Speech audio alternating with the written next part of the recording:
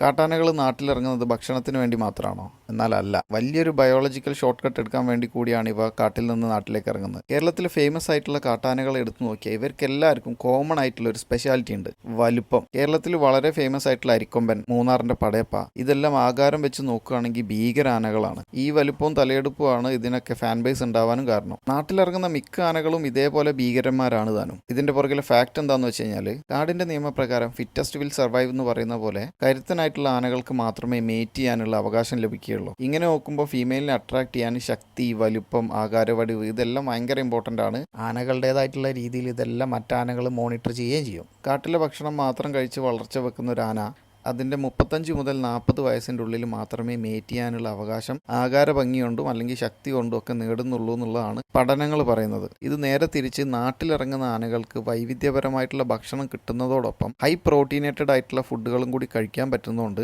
കാട്ടിൽ വളരുന്ന ആന എടുക്കുന്ന സമയത്തിൻ്റെ നേർപകുതി സമയം കൊണ്ട് വലുപ്പവും ആകാരഭംഗിയും മേറ്റ് ചെയ്യാനുള്ള അവകാശങ്ങളും ഇവ നേടിയെടുക്കുന്നുണ്ട് എന്നുള്ളതാണ് പഠനങ്ങൾ വ്യക്തമാക്കുന്നത്. ഇങ്ങനെ നിരന്തരം മനുഷ്യരുമായിട്ടുള്ള കോൺഫ്ലിക്റ്റിലൂടെ ഈ ആനകളുടെ ആയുസ് കുറയുന്നു എന്നുള്ളത് ശരി തന്നെയാണ്. പക്ഷേ മേറ്റ് ചെയ്യാനുള്ള അവകാശം എത്രയും പെട്ടെന്ന് നേടാനുള്ള ബയോളജിക്കലായിട്ടുള്ളൊരു ഷോർട്ട് കട്ടാണിത്. Actually they are risking their life to mate. സിനിമയിൽ പറഞ്ഞ പോലെ അവൻ്റെ ആവശ്യം ചിലപ്പോൾ നമുക്ക് അനാവശ്യമായിരിക്കാം. ഫിലോസഫിക്കലി ആലോചിക്കുകയാണെങ്കിൽ തൻ്റെ പ്രണയത്തിന് വേണ്ടി ജീവിതം വരെ പണയം വെക്കുന്ന ആന ലോകത്തെ റിയൽ ടൈം ഹീറോസാണ് അരിക്കൊമ്പനും ചക്കക്കൊമ്പനും നമ്മുടെ പടയപ്പൊക്കെ. And thank you for watching and supporting me for more.